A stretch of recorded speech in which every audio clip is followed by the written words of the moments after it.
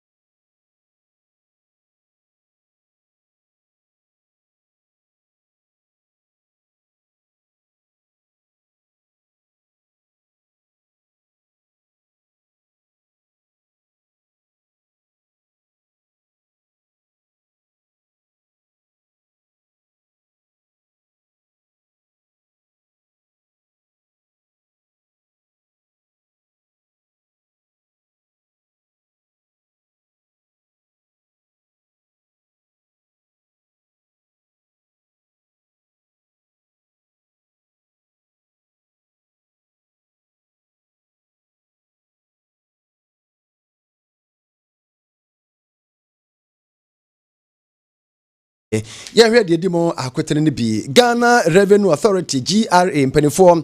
aso omadwumafo ena bi taduamu ya omudwumadi omatwe sensen omobone ne sen Council of State mpanifo ade afutuo kase pa ade amama mpani ni Ghana di nyina se wo mo asebo mo passport e wa amanone no peso no ankasa no wo sabe padwumadi bi o Ghana ha dual citizenship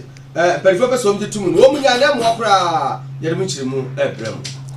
na abusia ye bi exciting akọ emrasebe fie enra na ura Muntaka Mubarak Muhammad omenso for here afisem amanyo ho nsem so ntiwra minister de betudwa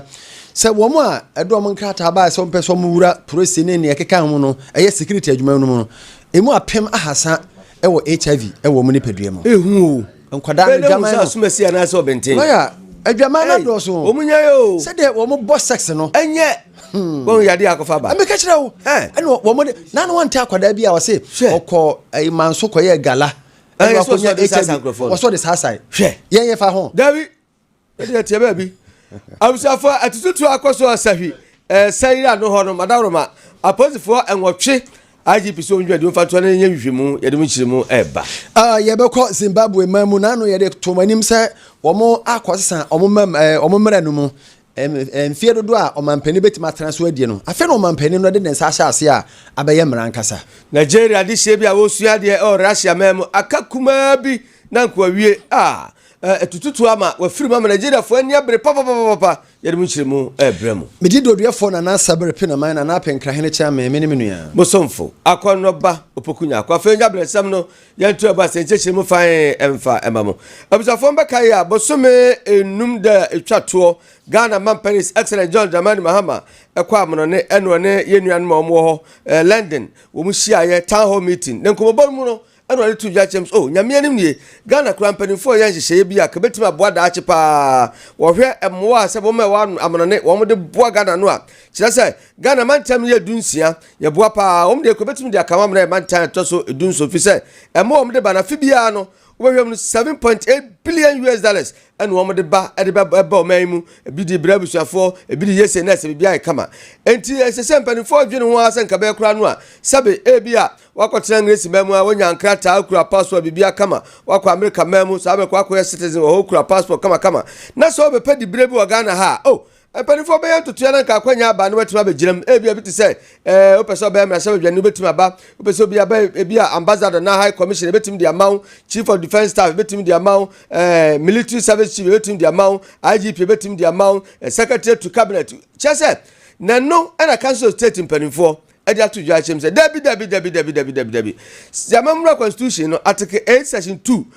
kire se so ya Ghana ni na Ghana ni utu kasa me English ni me say Ghana ni fa na be pre Ghana post dabi enya de yakwa tie nimu ya wo mu tufu se sa niema no de mwa mampani san kwa biem na ho asema ba na so nyam de mampani kan so wonde asusua no de aba komre se wo fie no mbobo ho na se ejitu na be ye dia ni agiatum yentie Ghana mampani Excellency John Dramani Mahama. Our diaspora is the 17th region of Ghana. We have 16 physical regions in Ghana, but we have one virtual region, which is our diaspora abroad. And to recognize that as part of the Constitution review, we currently have a legislation before Parliament to review the 1992 Constitution to allow Ghanaians in the diaspora who hold other passports or dual passports to be able to participate in our politics at parliamentary, ministerial level. And I privately call it the Jachikwesin law because of the tribulations this man went through. He almost ended up in jail, but I was confident that it wasn't going to happen because I knew we were going to win the election and he would gain his freedom. Ghana man Penis Excellent George Abadi Mahama ne tene kan na emrasa we fie chairman Right Honorable Urban Smana Kings of Babin wonso dia tu yachi Council of State afutuo na eye papa agyenkyere nti afa na emrasa we afo bobo na ma no ntimi nkyere se oso mu yifiri okrada bi wose wo mbobo ho given the significance our diaspora yeti emrasa we fie chairman Right Honorable Urban Smana Kingsford Babin regions in Ghana. The constitutional issues raised by the Council of State, however, and the potential implications of those issues for Parliament's exercise of its amendment powers under Chapter 25 of the Constitution, I considered it useful to guide the committee and the House with my understanding and appreciation of the constitutional questions raised by the advice. Together with the advice of the Council of State, I submit my humble guidance in writing to the Committee on Constitutional and Legal Affairs Committee as to what and how to deliberate on the matter as attached. I am clear in my mind that the House is clothed with the powers to amend provisions of the Constitution. Some are allowed to pass through some processes which are referred to as entrenched clauses. But ultimately, it's Parliament that will process and pass the bill. I accord.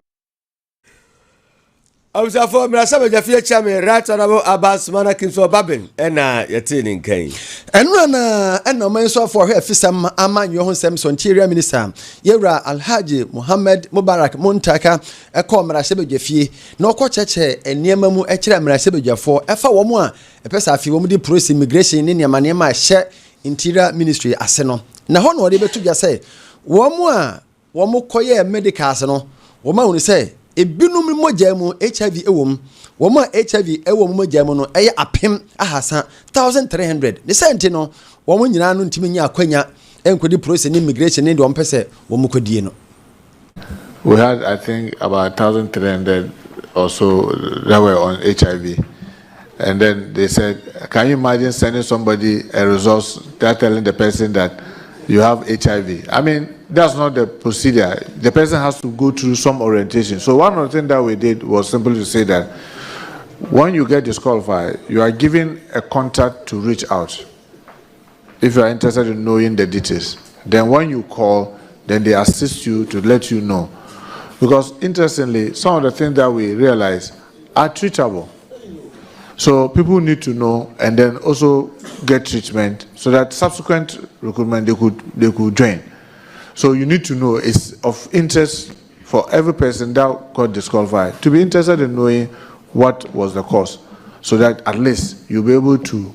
those that you can treat, I mean hepatitis B, if you have cardiac issues, maybe you've had some major surgery, drug, mental, and all that. A lot of it. We ura Alhaji Muhammad Mubarak Muntaka interior minister eno no na we ye no ena kane so afọ no so hwe bambo ho nsem so former defense minister ura Dominic Nitiwol enso de betu nanim se osre wo mo anya HIV na yen kan kire wo mo no yen fra wo no yen kan kire wo mo na wo mo hunu se de be ya wo mo mfa sa amanfo na yeso yen na ye ho de sa wo mba boss sex ne sa de sa amanfo sa na ti se ya na ye ne sa ne tretre mu sa. During my time, there were quite a couple of people who had HIV. We called them, counseled them, and told them. It's important you do that. Because trust me, if he's a boy, he may have a girlfriend. And if he's a girl, he may have a boyfriend. And if they are not aware, trust me, the next time this figure will jump to 10,000 or 20,000. So you have to find a way of ensuring them so that they can treat themselves, because getting AIDS, HIV is not the same as getting AIDS. Yeah. Ani abusuya yeti ye kane defense minister Yera Dominic Nitiwol. Abusuya yetumi ani ade ani akire atoye emantem West North na police penfo de atuju akire police for enwotwe enmanum ya wo munyina fom dwumadi ento penfo yenhwehwemu eno atutu obi ekoso ewo serira no na bisafo nyina nse apostle adu baabi a wo mo nanam no mo hwe se basabasa ekoso ho ana bibi ekoye patriotim no anu om koduro no om ne hofo no peche kakra ebeda wonom tementeme wase ye beche no ye mpene bibi ani no ho sede ani du baabi om taaye no ene mal tutu ba mu ɛna emrekromofo mienu eto anan wonse do ɛna miensa so pre mu ode pa na kromofo ne bambofo no kai ɛna mo hwɛ TV no kikiri na asɛm beto dwa no aka bia manum ya agi pinin panifo ɛne ya to emantem mu posi panifo da to dwa achim sɛ sa posifo nwotwe a sa bere no na no mo bɔ apro a ɛna mo so ama de hye mienu afiri mu ama miensa so pre mu ode no manum ya wudwumadi mo fanto na panifo nyam hwehwemu sankosi ase pa sɛ dia na kofa baaye nam so ma sabe atutu no koso dan na akowie se na sitie yebusafo asem se na perifo aka wasem no yaso yebedi akire de wefiri mo ba bia yedum chemu ebema mo ade se mo afiri mu ye mo yakọ wo so mo etu na ka mo mese nya mese na daroma wo mo wai na omunya ahode ententem yebeko GRA ehon so Ghana Revenue Authority mo beka ya afiye mo fibre na beto dwa se tracks mako 18 edunwotwe bi ya nan kamera mu no wo me se efiri baabia na air transit ewo Togo na se ebegina Togo kakra na akwakofa akanu border ewo Niger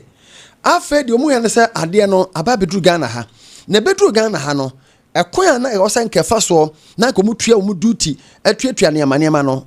amasa enti edu ba bi kura ade ne yensa hunu biem ayira kura ekoba ne sen yei Nigeria fo aye nhwemu ade abeto dwa sen omo adwumayefo no enan bi ho no ma omu susuo se omu nim sa cargo no ehu bibia enti no wo sa wo kopa ba bia no omo aso mu tadua mu ya interact wo Commissioner General Anthony Sapon and ode amane boy. We have interdicted 4 of our officers who worked on the consignment, and they are undergoing our internal disciplinary processes to ensure that all officers who are involved in the processing of the transaction and who are found culpable not to have followed due process will be dealt with in accordance with the internal processes and with law. To my officers, we are doing a good job for the state and we always pat you on the shoulders. However, few of us who do not also comply with the law, when you found foul of not following procedures, we are firm in our mind and actions to take the necessary sanctions so that we will always bring discipline and order into the service that we do. And above all, to thank each and every one of you for supporting us and to encourage. Na dia motini ni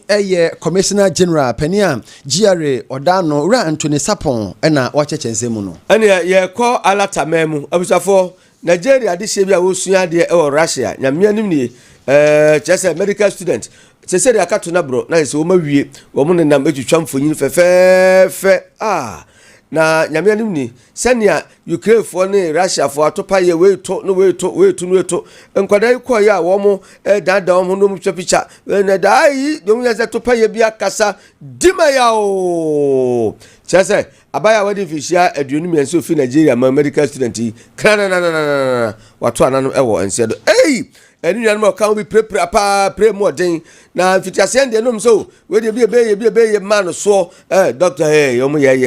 enu anu wato anano ensedo ama bi so pre ka bi ama Nigeria for their 2 years asemno ahye wo mo akom geze papa na yagina so de ya konsempa de ama abusua yi a ababa wai ofirimu nano yese mo se Zimbabwe mamu obeya mampani a udi ni finhyenum na chi no obesa nyakwanya aprebiem yesa atoma wana ye finhyedu omana akwasete na akoye nsakrai wo mo ya sese no de se udi a ye finhyanso na abedi kan di ewu anu wasa de finhyanso aka ho nto mampani ote ade so na nka ne berebe so 2028 ya wo mo yesa no ni fimi na be kan de ho 2030 eno no obewie na wo nya gituma mara sebeje fi age se omampani san omampani ote ade so no na ade koma no no nsan sei wakwakosan Emerson Nangaga